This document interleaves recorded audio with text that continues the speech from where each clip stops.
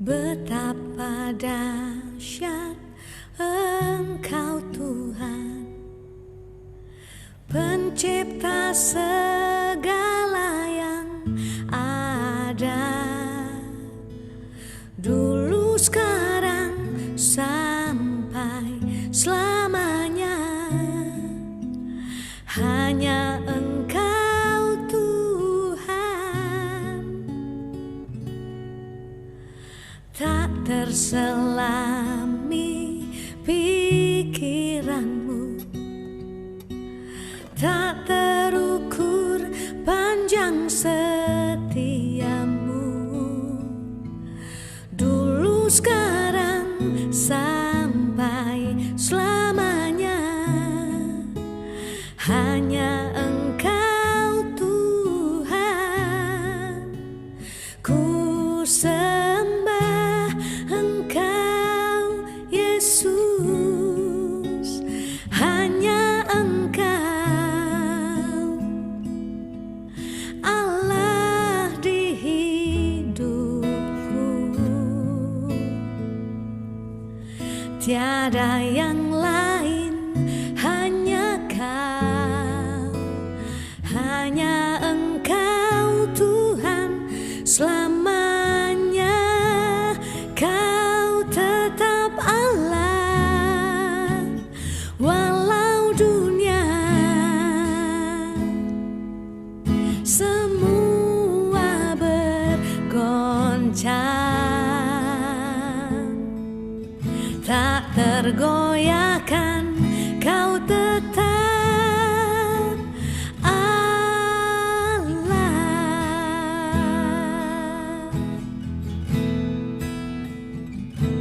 Shalom jemaat terkasih dalam Tuhan. Kita akan kembali merenungkan firman Tuhan. Sebelumnya mari kita bersatu di dalam doa. Bapa di dalam surga, terima kasih Kau masih memberikan kepada kami kesempatan untuk boleh mendengarkan firman Tuhan. Tuhan, biarlah apa yang kami dengar dapat kami pelajari, dan Roh Kudus-Mu dapat mengubahkan kami, dan Roh Kudus-Mu juga dapat menuntun kami untuk menjadikan Engkau sebagai satu-satunya Allah di dalam kehidupan kami. Terima kasih ya Bapa untuk kesempatan ini. Kiranya Engkau yang memakai waktu ini untuk kemuliaan nama-Mu. Hamba-Mu yang penuh dengan kelemahan, kiranya Tuhan yang menolong, dan setiap kami juga kiranya Engkau yang menolong, supaya kami dapat fokus di dalam mendengarkan firman Tuhan. Di dalam nama Tuhan Yesus kami berdoa dan bersyukur. Amin. Ya saudara yang terkasih dalam Tuhan, kita hari ini akan belajar tentang satu tema, yaitu berhala di abad modern. Untuk itu mari sama-sama kita membaca di dalam Yeremia pasal 1 ayat ke-16. Yeremia pasal 1 ayat 16, saya akan membacakannya untuk kita semua. Berbunyi demikian: maka aku akan menjatuhkan hukumanku atas mereka karena segala kejahatan mereka, sebab mereka telah meninggalkan aku dengan membakar korban kepada Allah lain dan sujud menyembah kepada buatan tangannya sendiri. Saudara yang terkasih dalam Tuhan, belum lama ini ada lagu yang hits banget di kalangan anak remaja pemuda, mungkin kita juga sering dengar, yaitu lagu yang judulnya Jauh di Mata Namun Dekat di Hati. Kalau saya nyanyikan mungkin saudara akan ingat, tetapi suara saya tidak akan membuat saudara tungkik, jadi aman ya. Jauh di mata namun dekat di hati. Lagu ini saudara berkisah tentang dua orang, lelaki dan perempuan yang berpacaran tetapi terpisah oleh jarak dan waktu. Tetapi bagi mereka terpisah dengan jarak dan waktu tidaklah menjadi masalah, karena katanya meskipun jauh di mata tetapi dekat di hati. Tetapi pada faktanya banyak kejadian itu jauh di mata dan juga jauh di hati. Udah jauh di mata, LDR, terpisah oleh jarak, ternyata lama-lama hatinya juga semakin menjauh. Nah saudara yang terkasih dalam Tuhan, ketika kita mendapati kenapa ya kok hati kita menjadi menjauh dengan doi, tadinya kita dekat meskipun jarak memisahkan tidak jadi masalah, tetapi sekarang ketika kita terpisah, hatinya juga seolah-olah ikut menjauh. Kenapa hatinya bisa menjauh? Saudara yang terkasih dalam Tuhan, memang kehadiran orang ketiga bukanlah satu Di antara sekian banyak penyebab, tetapi salah satu penyebab hati pasangan kita menjauh dari kita itu karena adanya pihak ketiga.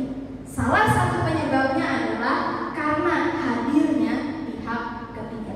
Saudara yang terkasih dalam Tuhan, pihak ketiga bukan hanya bicara soal pribadi. Maksudnya pihak ketiga itu bukan hanya bicara soal entah itu perempuan yang datang menggoda si lelaki atau lelaki yang datang menggoda perempuan.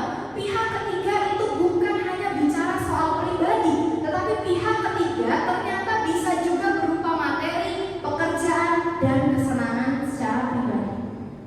Berapa banyak orang yang merasa jauh dari pasangannya karena pekerjaan pasangannya menuntut waktu pasangannya 24 jam harus untuk kerjaan. Berapa banyak orang yang merasa pasangannya itu jauh dari dia karena pasangannya hanya hobi melakukan kesenangannya saja. Contoh misalnya pasangannya hobi main game. Pasangannya main game seharian sampai tidak ada waktu untuk kekasihnya. Nah, jadi Bapak Ibu yang terkasih dalam Tuhan, pihak ketiga itu bukan hanya bicara soal pribadi, tetapi pihak ketiga juga bisa berupa materi, pekerjaan, kesenangan, hobi, dan lain sebagainya. Dan Bapak Ibu yang terkasih dalam Tuhan, pihak ketiga itu bisa hadir dalam setiap hubungan. Jadi jangan kita berpikir, oh hubungan saya aman dari pihak ketiga. Bapak Ibu yang terkasih dalam Tuhan, pihak ketiga bisa hadir di dalam setiap hubungan kita, termasuk di dalam hubungan Anda dengan Tuhan. Di dalam hubungan kita dengan Tuhan bisa hadir pihak ketiga yang mencoba menghancurkan hubungan Anda dengan Tuhan. Pihak ketiga di dalam hubungan kita dengan Tuhan itu yang disebutkan sebagai berhala.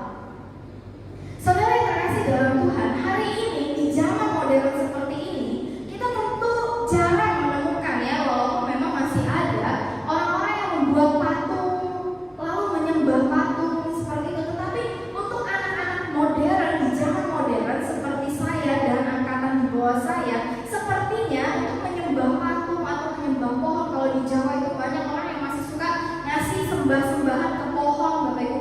Itu yang dinamakan penyembahan berhala.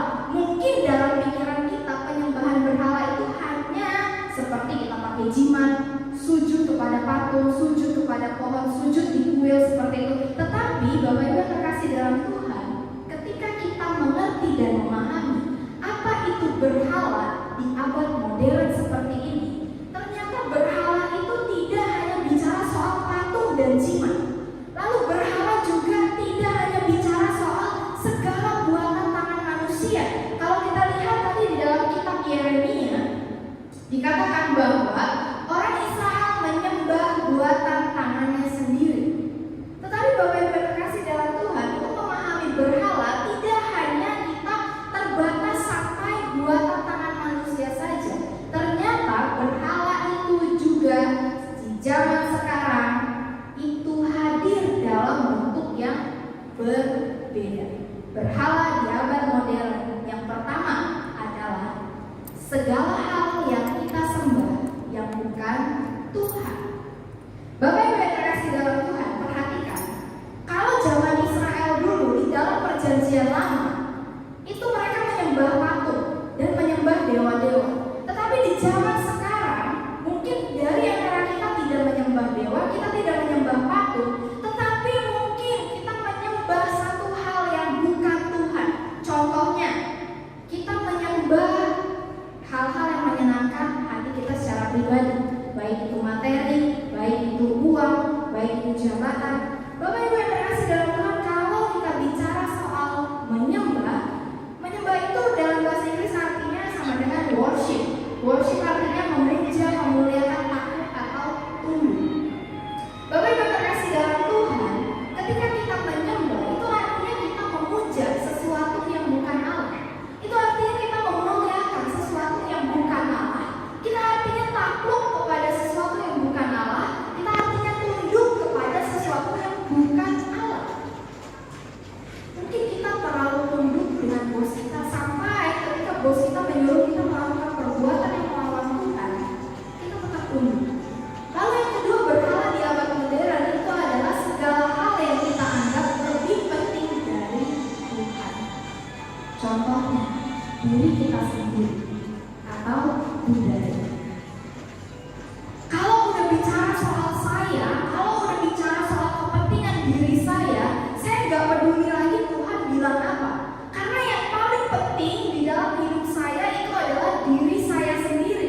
Tuhan nomor kesekian. Jadi kalau itu berkaitan dengan kepentingan saya, maka saya rela mengorbankan segalanya. Tapi kalau berkaitan dengan kepentingan Tuhan, dengan firman Tuhan, jangan pikir saya rela mengorbankan sesuatu dari saya untuk Tuhan atau budaya. Bapak Ibu yang terkasih dalam Tuhan, seringkali kita menundukkan diri kita di hadapan budaya yang berlaku.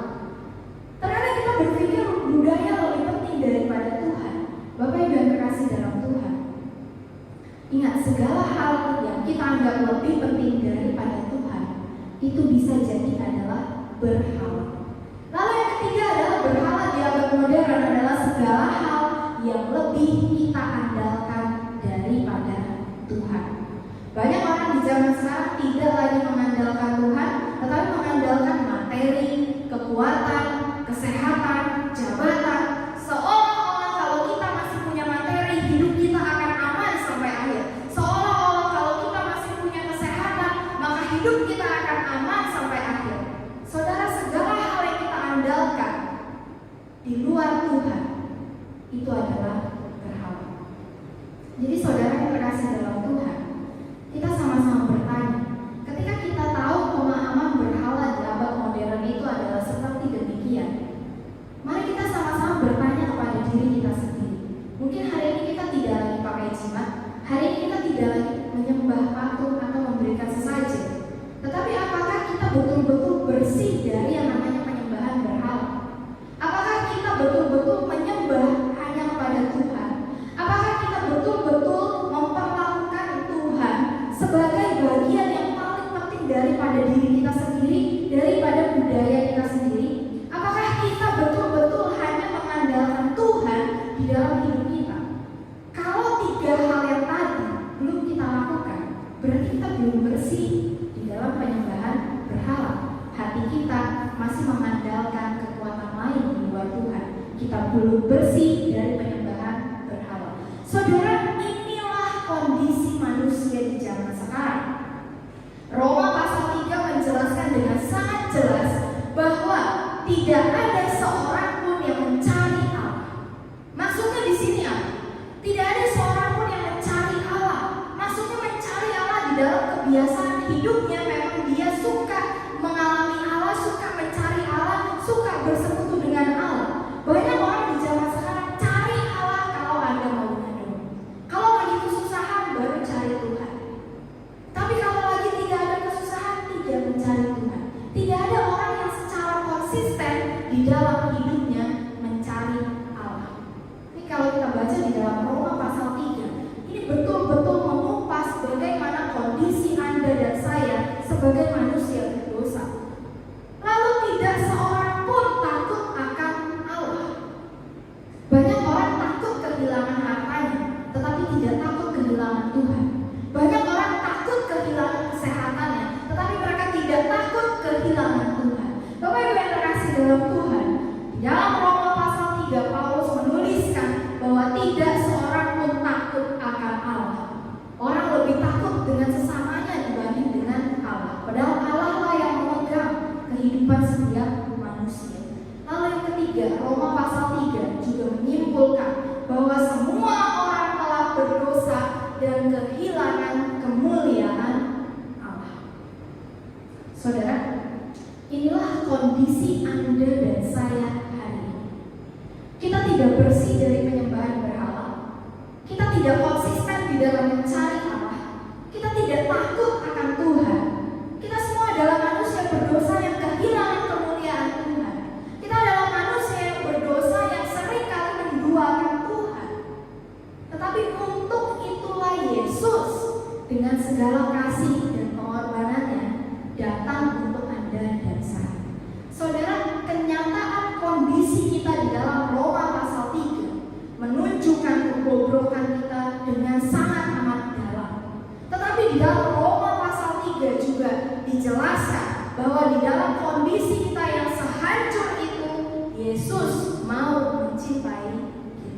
Yesus mau menjangkau Anda dan saya. Saudara, hebatnya Tuhan kita. Dia tidak menjadikan Anda dan saya sebagai robot yang dikendalikan dengan remote.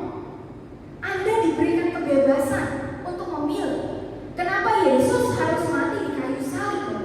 Karena cinta yang besar itu ditunjukkan dengan cara yang luar biasa. Allah mengirim Yesus ke dalam dunia itu menunjukkan cintanya yang luar biasa untuk Anda dan saya. Lalu Allah membiarkan Anda dan saya memilih. Aku sudah menunjukkan cintaku yang amat besar dengan mengorbankan anakku yang tunggal. Sekarang manusia, kamu pilih. Kamu mau tetap mengandalkan kekuatan dunia ini, atau kamu mau mengandalkan Tuhan?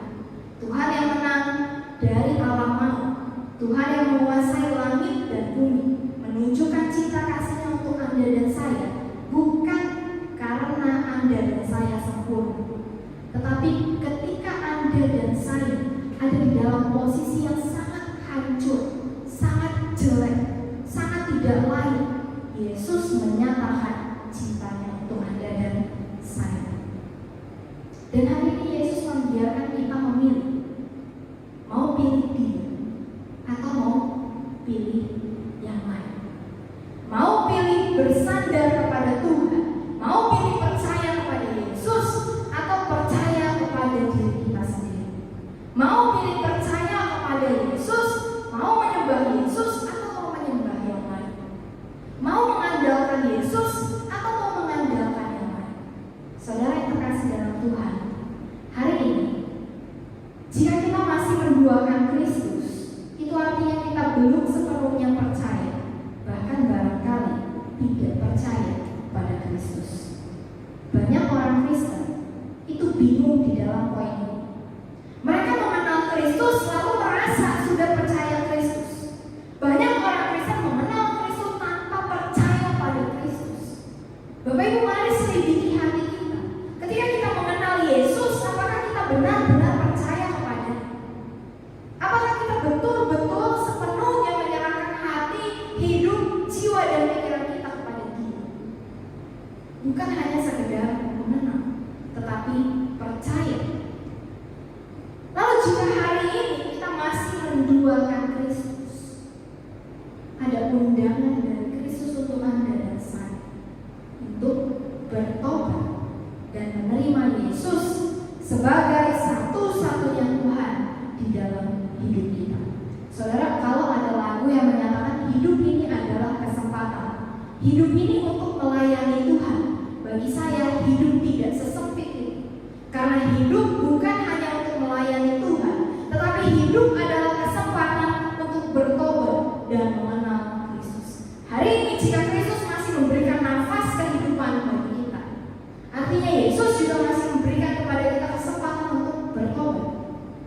Hari ini jika kita masih dipercayakan kondisi tubuh yang sehat, kita masih juga dipercayakan kesempatan untuk menggunakan kesehatan kita untuk melayani Tuhan. Saudara yang terkasih dalam Tuhan, anugerah Kristus ada untuk Anda dan saya.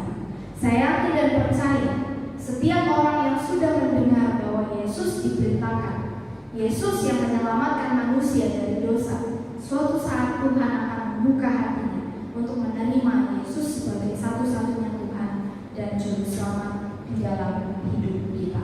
Saudara yang terkasih dalam Tuhan, demikianlah firman Tuhan. Firman Tuhan menegur kita.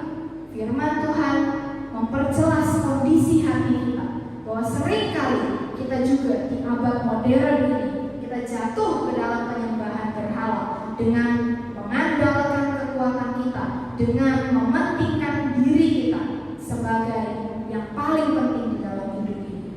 Saudara yang terkasih dalam Tuhan, jika kita sadar kita masih jatuh menduakan Tuhan, kita masih sering menduakan Tuhan, maka Tuhan mengundang Anda untuk menjadikan Dia sebagai satu-satunya di dalam hidup Anda.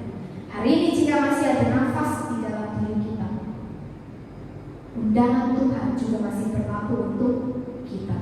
Setiap hari kita diundang untuk bertobat dan menerima Yesus sebagai Juru Selamat.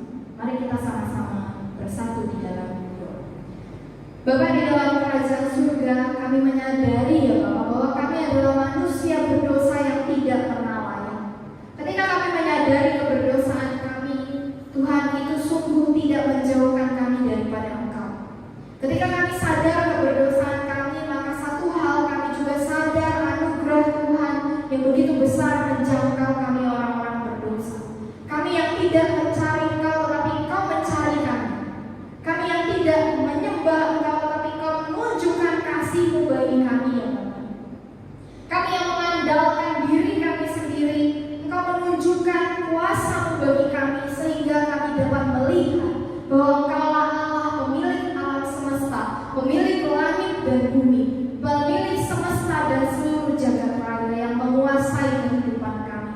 Bapa di dalam surga, maka dari itu ya Bapak, kami menyatakan bahwa Engkaulah satu-satunya Allah di dalam hidup kami. Engkaulah satu-satunya Tuhan di dalam hidup kami yang mau kami percaya, yang mau kami sembah. Tuhan, jika Engkau mendapati di dalam keterbatasan kami, kami masih menduakan Tuhan. Tuhan, ampunilah kami. Lembutkanlah hati kami untuk boleh bertobat dan menerima Engkau sebagai juru selamat. Jangan Engkau biarkan mengeraskan hati kami ya Bapa, sehingga kami untuk sekian waktu yang lama mengabaikan undangan Tuhan untuk menerima Yesus sebagai juru selamat.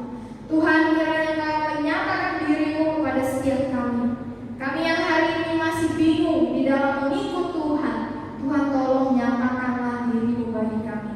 Biarlah kami mengalami Tuhan, mengalami memiliki pengalaman yang indah bersama dengan Tuhan, sehingga kami bisa yakin bahwa Engkaulah satu-satunya Allah di dalam hidup kami. Kiranya Roh Kudus-Mu bekerja